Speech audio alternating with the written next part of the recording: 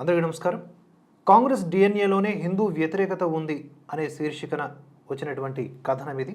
రాజ్యాంగాన్ని చేతబట్టి లేదా ప్రదర్శిస్తూ ఎంపీగా ప్రమాణం చేసినటువంటి కాంగ్రెస్ నేత రాహుల్ గాంధీ ప్రమాణం చేసిన కొన్ని గంటల వ్యవధిలోనే దాని విలువలను విస్మరించడం రాజ్యాంగం పట్ల ఆయనకున్న చిత్తశుద్ధిని తెలియజేస్తుంది. జై సంవిధాన్, జై హింద్ అని చేసిన నినాదాలు హిందూ వ్యతిరేకతను ప్రతిధ్వనించాయి. కులమతాలకు అతీతంగా సర్వమానవ శ్రేయస్సు కోసం పనిచేస్తానని జూన్ 25న ప్రమాణం చేసినటువంటి రాహుల్ గాంధీ జూలై 1న హిందూ సమాజంపై విషం చిమ్మడం రాజ్యాంగ విలువలకే అవమానం. ఈ దేశాన్ని సుదీర్ఘకాలం పాటు పరిపాలించిన జవహర్లాల్ నెహ్రూ, ఇందిరాగాంధీ, రాజీవ్ గాంధీల కుటుంబ ప్రతినిధిగా రాజకీయాల్లో రాణిస్తున్న రాహుల్ గాంధీ ఈ దేశ మెజారిటీ ప్రజలపై, వారి విశ్వాసాలపై మాటల తూటాలతో దాడులకు తెగబడడం అప్రజాస్వామికం. హిందువులు హింసావాదులు, విధ్వంసకారులు, కుట్రదారులు అంటూ నిరాధార ఆరోపణలు చేయటం అలౌకికం. భిన్నత్వంలో ఏకత్వాన్ని కాపాడుతున్న హిందుత్వంపై హింసావాదులుగా, విధ్వంసకారులుగా ముద్ర వేయడం మూర్ఖత్వం. సాటిలేని దేశ సమగ్రతకు, పరంపరకు రాహుల్ వ్యాఖ్యలు మాయనే మచ్చ. మైనారిటీలు దేశానికి గర్వకారణం, అన్ని రంగాల్లోనూ దేశానికి ప్రాతినిధ్యం వహిస్తున్న దేశభక్తులు వారు అంటూ రాహుల్ గాంధీ ఓటు బ్యాంకు మాటలు మాట్లాడడం మెజారిటీ ప్రజల మనోభావాలను గాయపరచడమే. దాదాపుగా 6 దశాబ్దాలకు పైగా ఈ దేశ పీఠంపై కూర్చున్న కాంగ్రెస్ నేడు ప్రజల మధ్య చిచ్చుపెట్టి రాజకీయ ప్రచారం పొందాలనుకోవడం సముచితం కాదు. 15 నిమిషాల్లో హిందువులను అంతమొందిస్తామని ఒక పార్టీ నేత, సనాతన ధర్మాన్ని పెకిరించి వేస్తారని వెకిలి మాటలు మాట్లాడిన మరో నేత, వారి సరసన రాహుల్ గాంధీ కూడా చేరడం లోక్సభలో ప్రతిపక్ష నేత స్థాయిని తగ్గించే విషయం. ఓటు బ్యాంకు రాజకీయాలను దృష్టిలో పెట్టుకుని లౌకికవాదం ముసుగులో హిందుత్వంపై దాడి చేస్తే నేటి నాగరిక సమాజం హర్షించదు. ఆకాశంపై ఉమ్మేస్తే తిరిగి వచ్చి మన ముఖం మీదే పడుతుంది అనే విషయం సుస్పష్టం. రాజకీయ అవసరాల కోసం హిందూ ధర్మంపై దాడి చేస్తే తిరిగి తగు రీతిలో జవాబు చెప్పేందుకు హిందూ సమాజం సిద్ధంగా ఉందనే విషయం తెలుసుకోవాలి. భారతీయత కోసం, సనాతన ధర్మం కోసం, జాతీయవాదం కోసం ప్రాణాలను లెక్క చేయకుండా పోరాడిన పరాక్రమ వీరుల చరిత్ర ఓసారి గుర్తెరగాలి. హిందూ సమాజాన్ని అంతం చేయాలని పంతం పట్టి అదే ఎజెండాగా పాలన సాగించిన అనేక మంది రాజులు కాలగర్భంలో కలిసిపోయారు. కానీ వారి కోరిక నెరవేరలేదు అనే చరిత్ర కూడా చదువుకోవాలి. భౌతికంగా దేవాలయాలు, శిల్ప సంపద కొల్లగొట్టారు తప్ప ఈ దేశ మూలాలను, హిందూ సంస్కృతి సంప్రదాయాలను తాకలేకపోయారనే విషయం జగమెరిగిన సత్యం.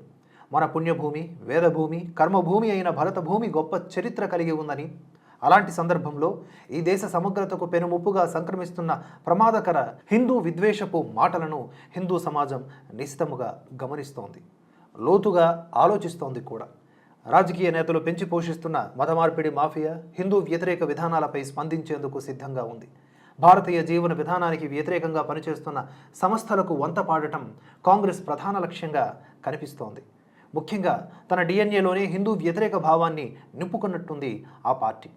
అందులో భాగంగానే అయోధ్య శ్రీరామ జన్మభూమిలో బాలరాముడి ప్రాణప్రతిష్ఠను బహిరంగంగా బహిష్కరించి హిందూ విరోధిగా ముద్ర వేసుకుంది. దాదాపుగా 500 సంవత్సరాల సుదీర్ఘ పోరాటం అనంతరం హిందూ లోకం చేసుకుంటున్న పండుగను వ్యతిరేకించింది. రాముడు లేడు, రామాయణం లేదు, రామసేతు కల్పితం అంటూ వాదించింది. హిందుత్వం బలపడుతుంటే ఓర్చుకోలేని కాంగ్రెస్ అయోధ్య రాముడి అక్షింతలను అవహేళన చేసింది. రాముడి అక్షింతలు కంట్రోల్ బియ్యమని అక్షింతలను కూడా ఎగతాళి చేశారు, అపవిత్రం చేసే ప్రయత్నము చేశారు కొందరు కాంగ్రెస్ నేతలు. శ్రీరాముడిపై, హిందూ ధర్మంపై అక్కసు వెళ్లగక్కినటువంటి విషయం దేశ ప్రజలందరికీ ప్రత్యేకంగా చెప్పవలసిన అవసరం లేదు. రాజ్యాంగ స్ఫూర్తికి విరుద్ధమైన మతపరమైన రిజర్వేషన్లు ప్రవేశపెట్టి హిందువులలో బీసీల యొక్క రిజర్వేషన్లను లాక్కొని ఓట్ల కోసం ఇతర మతాలకు రాజ్యాంగ విరుద్ధంగా మతాలకు అప్పజెప్పినటువంటి పార్టీ కాంగ్రెస్. మొత్తంగా హిందువులంటే కాంగ్రెస్ పార్టీకి లెక్కలేనంత విద్వేషం. అందులో భాగంగానే హిందువులపై భారీ కుట్రలకు తెరలేపుతోందనడంలో ఎటువంటి సందేహం లేదు. హిందూ ఉగ్రవాదం అనే భయానక మాటలతో ధర్మంపై దాడికి దిగటం కూడా ఈ కోవలోకి చెందినది. హిందూ సంస్కృతి సంప్రదాయాన్ని, హిందూ ఆచార వ్యవహారాలను, అనాదిగా వస్తున్న పరంపరపై నిందలు మోపేందుకు ప్రణాళిక ప్రకారం కాంగ్రెస్ నేతలు కుట్ర పన్నుతున్నారు అనడంలో ఎటువంటి అతిశయోక్తి లేదు. రాజకీయ లబ్ధి కోసం హిందూ ధర్మాన్ని విమర్శించడం కొంతమంది నేతలకు ఈ రోజుల్లో ఫ్యాషన్గా మారిపోయింది. కాంగ్రెస్ పార్టీ నేత గులాం నబీ ఆజాద్ వ్యాఖ్యలనే ఇక్కడ పరిశీలిద్దాం. భారతీయులంతా ఒకప్పటి హిందువులేననే ఆయన వ్యాఖ్యలపై రాహుల్ గాంధీ లోతుగా ఆలోచిస్తే హిందుత్వం విలువలు బోధపడే అవకాశం ఉంది. హిందూ ధర్మం అతి ప్రాచీనమైనది, అత్యంత ప్రముఖమైనది కూడా. భారతీయ విలువలు, సనాతన ధర్మం లక్షల ఏళ్లుగా వస్తున్న పరంపర. హిందుత్వం ఎవరో తయారు చేసిన మతం కాదు, భగవంతుడు సృష్టించిన జీవన విధానం. అన్ని మతాలు ఆచారాలను ఎలాంటి కల్మషం లేకుండా తన కడుపులో దాచుకునే ఉదారమైన ధర్మం హైందవం. అలాంటి ధర్మంపై నిందలు వేయడం పాపం. ప్రస్తుత ప్రపంచంలో అతి వేగంగా విస్తరిస్తున్న ధర్మం హిందూ ధర్మమే. ప్రపంచ దేశాలను హిందూ జీవన విధానం, సంస్కృతి, సంప్రదాయాలు ఆకర్షిస్తూ ఉన్నాయి. చెట్టు, పుట్ట, మట్టి, పాము, కుక్క, ఎలుక నుంచి మొదలుకొని ఏనుగు వరకు ప్రతి ప్రాణిని పూజించే వ్యక్తులే హిందువులు.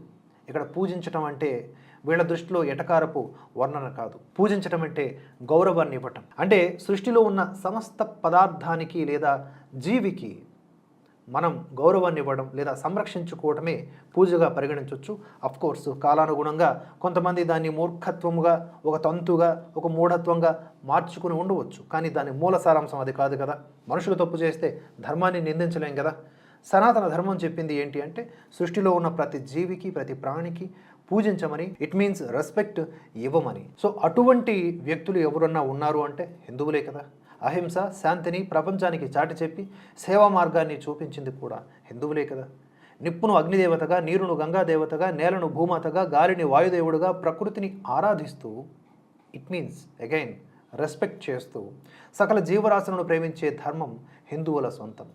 హిందువులు సహనశీలులు, శాంతి స్వరూపులు, ఈ దేశంలోని అన్ని మతాలను గౌరవించేవారు. కాబట్టి ఇక్కడ ప్రజాస్వామ్యం వర్ధిల్లుతోంది.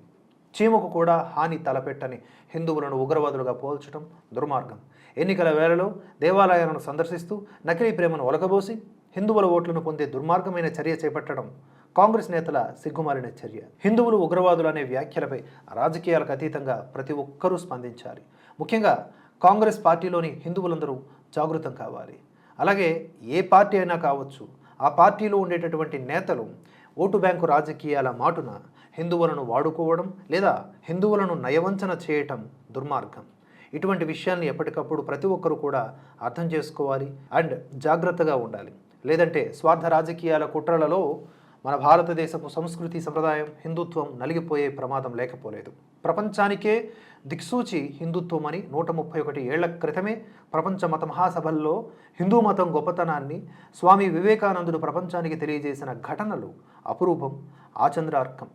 ఇంతటి గొప్ప వైవిధ్యం గల హిందూ ధర్మంపై విధ్వంసకర మాటలు మాట్లాడిన రాహుల్ గాంధీ వెంటనే హిందువులందరికీ క్షమాపణలు చెప్పి దేశ సమగ్రతను కాపాడాలి. ఈ సంపాదకీయాన్ని రాసిన వారు పగడోగుల బాలస్వామి, ప్రచార ప్రసార ప్రముఖ్, విశ్వ హిందూ పరిషత్, తెలంగాణ రాష్ట్రం.